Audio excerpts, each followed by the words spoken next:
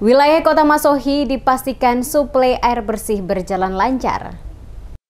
Perumda Air Minum Tirta Nusa Indah, perusahaan milik pemerintah daerah Kabupaten Maluku Tengah yang bergerak di penyedia air bersih untuk wilayah Kota Masohi dan sekitarnya, memastikan suplai air bersih ke rumah pelanggan berjalan lancar.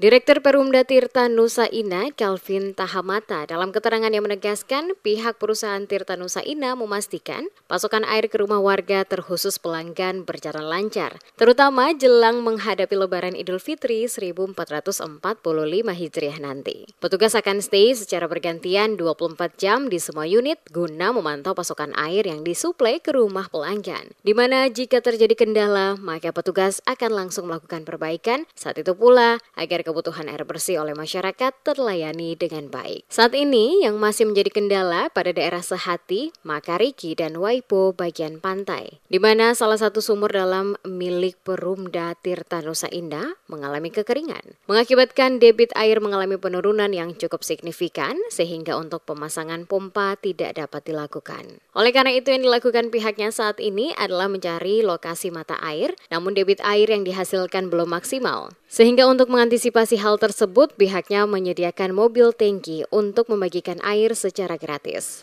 Namun diakuinya khusus dalam wilayah Kota Masohi termasuk daerah rumah rakyat, suplai air bersih ke rumah pelanggan berjalan dengan lancar tanpa ada kendala apapun dalam memenuhi kebutuhan air bersih masyarakat untuk kegiatan sehari-hari, mandi, cuci maupun masak.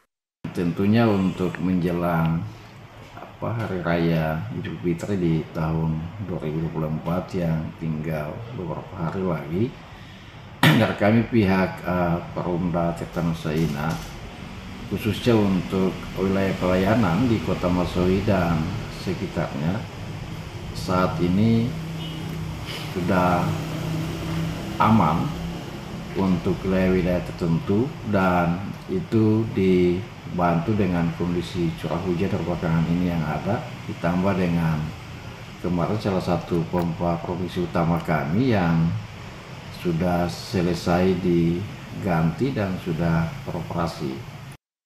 Beberapa waktu lalu, kata Tahamata, terjadi kerusakan pada salah satu pompa utama yang mengakibatkan pasokan air bersih ke rumah pelanggan dalam Kota Masohi dan sekitarnya terganggu.